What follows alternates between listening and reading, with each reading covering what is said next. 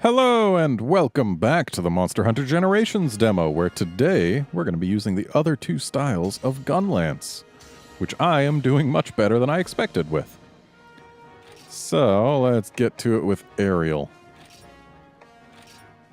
It's going to be weird having the aerial vault instead of the back hop, but honestly, with my personal opinion on the back hop, I actually won't really be too upset by that. I'm just not used to back hops, whereas the aerial vault is nice and familiar to me after having been using aerial switch axe for so long in Monster Hunter Cross.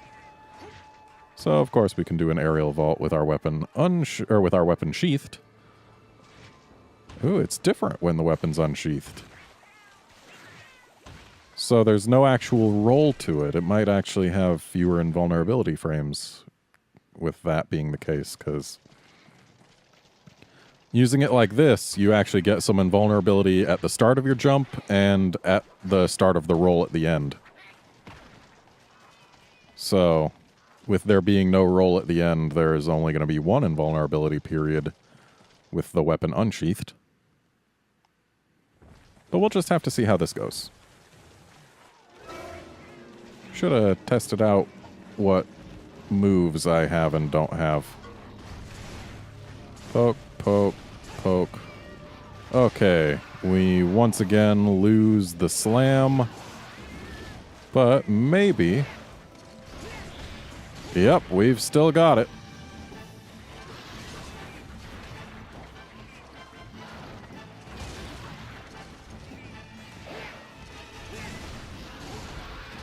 Okay, this actually feels pretty nice, just being able to go straight into the slam and straight into the unload. This seems like it would actually be very, very effective with a normal shot, unlike Striker.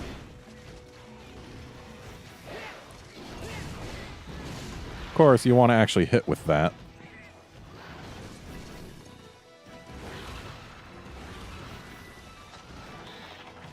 So let's keep this thing still for a moment so I can use Wyvern Fire in peace.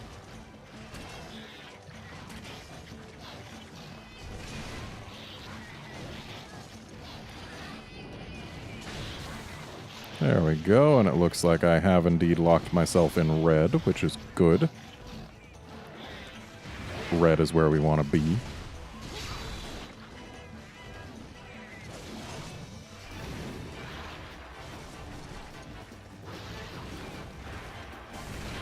So, next step, let's get a ride. Doesn't help if we miss, though.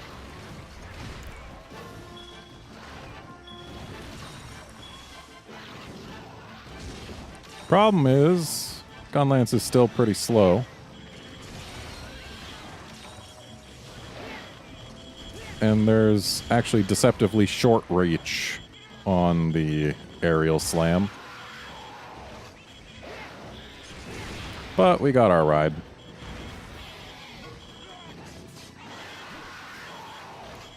Okay. And we are totally unloading this Dragon Blast once the Gnar goes down.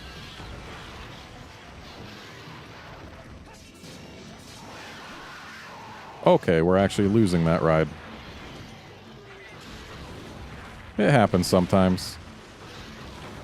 Especially when I'm too busy looking at things other than the meter. Even more especially when the monster's enraged while I'm looking at things other than the meter.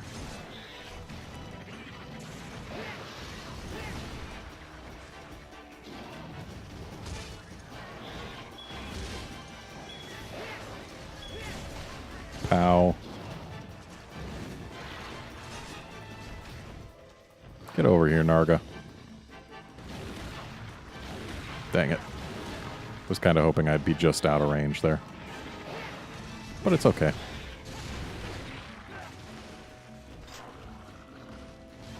And looks like Wyvern Fire is ready again. That wind effect.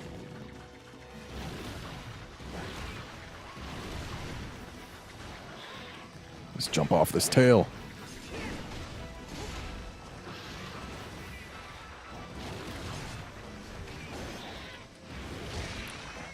Come on, Narga. Let me jump on ya.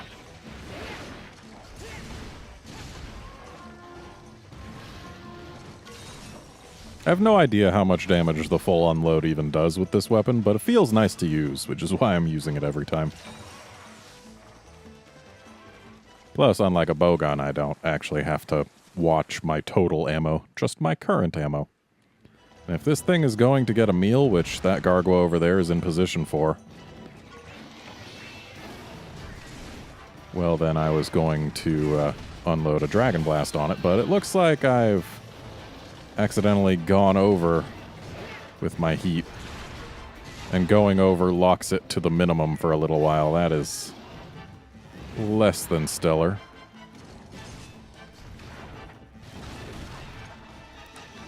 And I need to sharpen.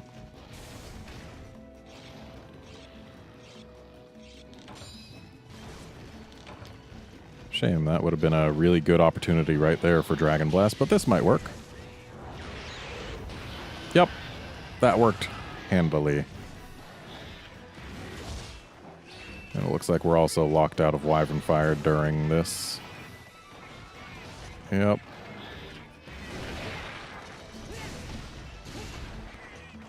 So, is there any reason for me to be shelling while I'm locked? I hope it doesn't prolong the lock.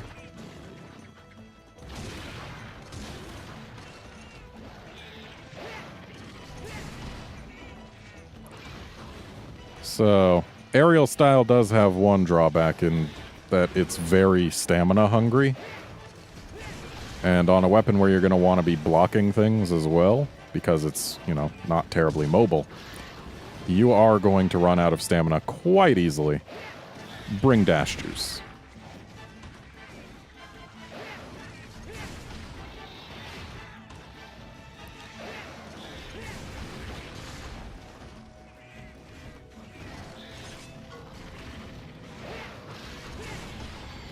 Nice. And Dragon Blast. Wow, it's limping already. Apparently that full unload is quite effective, and being able to use it so regularly with aerial is actually quite good, apparently. At least with normal shots, which this particular gun lance does have. Oh, and we've gotten unlocked, so we can Wyvern Fire again. So I think what we're going to do is we're going to do a few more vaults, get our gauge up to the red, and then we'll try and get this thing in a pit for a Dragon Blast and a Wyvern Fire. Nice and easy to load the gauge with freaking full bursts. I mean, look at that. So simple. So much gauge. I don't even care that I'm missing.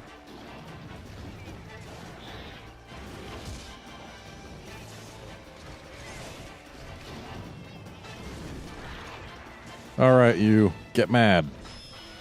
Looks like you're actually trying to leave.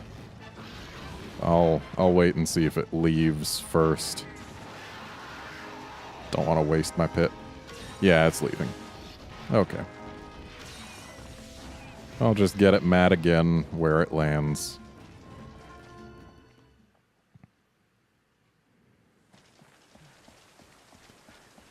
Okay. So, pit going down. You still angry? You're still angry. Good job, Narga. Oh, well, I guess no Wyvern Fire. Says who? Pow. Still got it. That was nice and quick. Felt pretty good, too.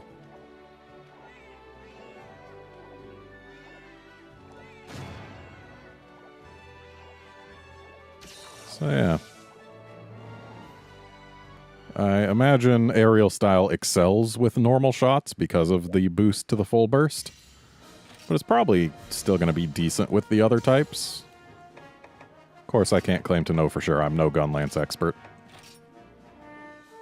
In fact, I'm pretty sure I've spent more time with Gunlance in this demo than I have across 3U, 4, and 4U combined.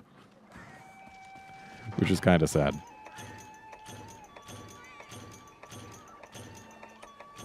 And I've only done the 3 hunts you've seen so far, so... yeah. Now, Adept Gunlance... sure, you can probably get a dodge with the back hop, but it's more about the blocking. You'll note with that little setting up animation, basically you need to time it so that the attack hits right as you start the animation. Otherwise, you just do a regular block instead of the adept block. So basically, you need the attack to hit before you get set up with your shield. I guess. That's my understanding.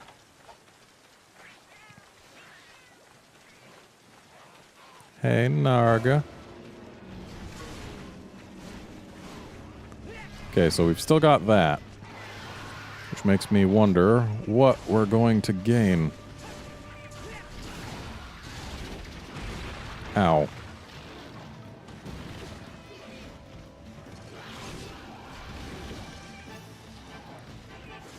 Pressing the button with improper timing does stick you into that full animation, which is annoying.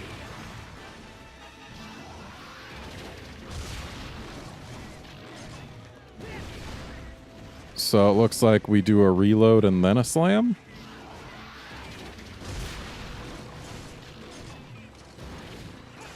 So it's a stab, then a reload, then a slam. So basically, we're meant to basically sit with no bullets, I guess?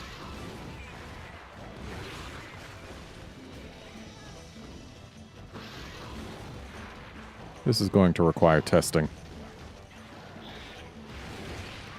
Ow. Okay, let's put the test off until I've got health. There, now we're fine.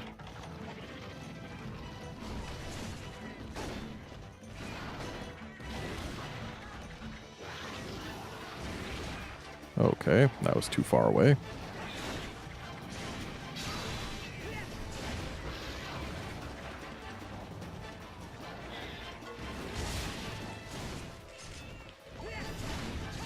Yeah, stab, reload, slam if you keep pressing the X button. But I'd rather just have bullets, you know? The reload isn't hard to come by. Being able to go so quickly into the slam is nice, though. I need to press the button with better timing. I think that was just... yeah, that was definitely just a regular block. Okay, A button does nothing. So it looks like we are indeed stuck with stab, reload, slam as our thing. Wonder what happens if we hit A after the stab. We'll have to wait a little while to find out, of course.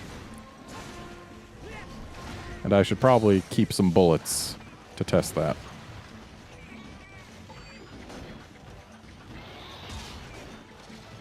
That was apparently not an adept block.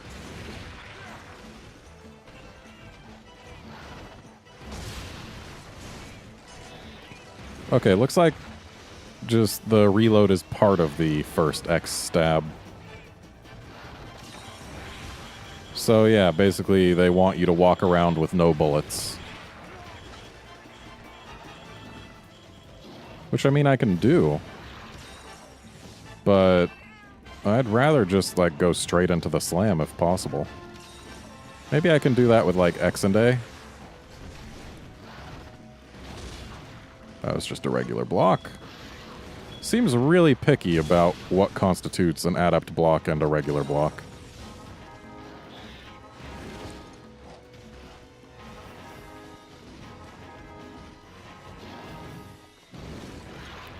Alright, Narga. Yeah, come this way.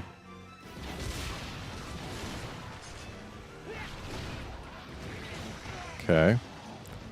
It's not exactly a short time between when you get the block and when you do the slam. Like, that can happen. So really, that's not great. I'm not a fan. And I really do wonder what it is we've lost. Of course, that's a great time to do that.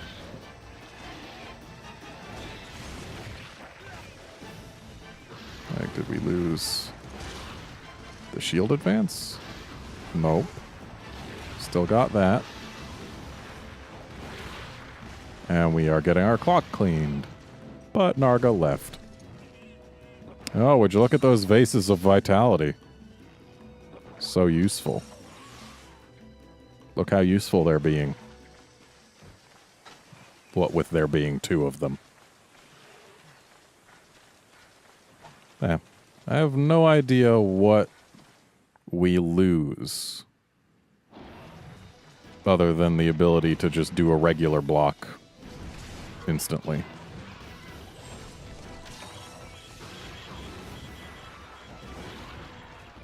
Alright, Narga, eat your freaking Gargwa.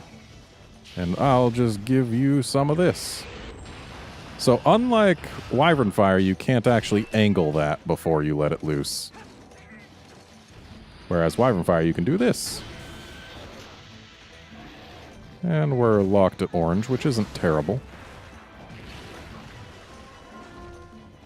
And it looks like the little meter thing has a red color regardless of where it gets locked, so I may have been completely wrong when I was thinking I was locking it at red in previous hunts.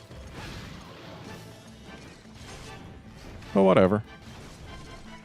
Being locked at orange isn't the end of the world either. Because orange is still roughly equivalent to the damage they've got you at in 4U. Whereas red is higher damage.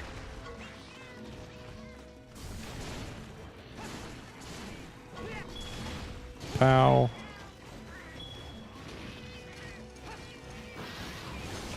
Yeah, I guess they really make you rely on the adept reload because otherwise you gotta wait for this before you can reload.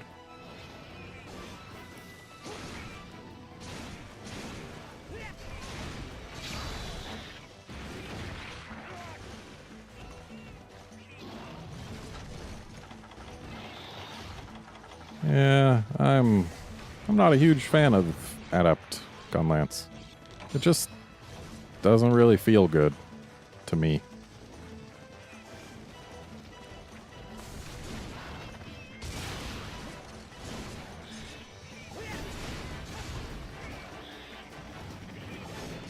Okay, I guess you don't have to wait for the full animation to reload.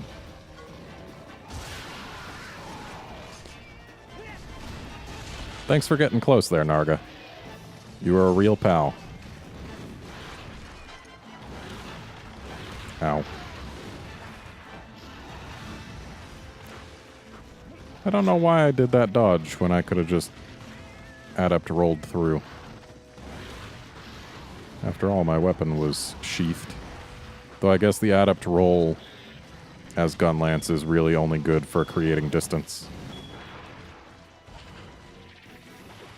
Or otherwise positioning. Oh, looks like Narga left rage. We can't have that. Not when we're trying to get it into this pit for a nice, easy Dragon Blast and then Wyvern Fire. Really? You're gonna roar twice? How about you just get over here? And Arthur, you get over here too.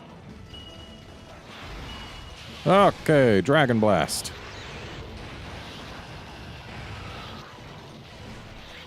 Followed by Wyvern Fire just because, even though it'll lock us in yellow.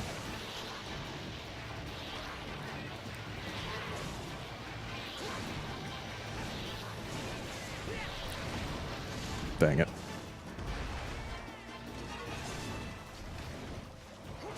Yeah, that's right, you're limping. I don't think that hit. But it felt good to do anyway.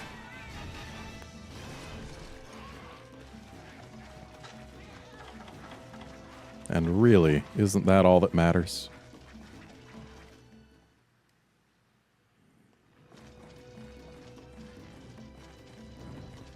Alright, land, buddy. Thank you. Too bad, so sad.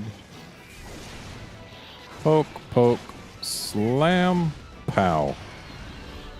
Alright. So we actually did pretty well with this style as well. But I'm going to go ahead and say it. Aerial felt the best to me. Aerial gun lance is actually pretty fun.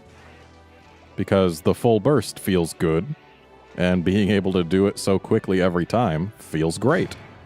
So yeah. Also, the ability to just jump in whatever the hell direction I want instead of only back hop. That's nice too. Yeah, I actually did far better with the gun lance than I ever expected. Which is nice to find out. Yeah. So, final thoughts on gun lance. Guild exists. Striker is nice if you don't have normal shots.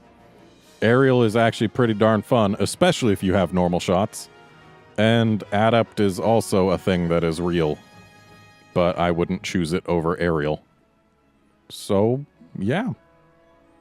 Join us next time when we use one of the other 2 remaining weapons. See you then, friends.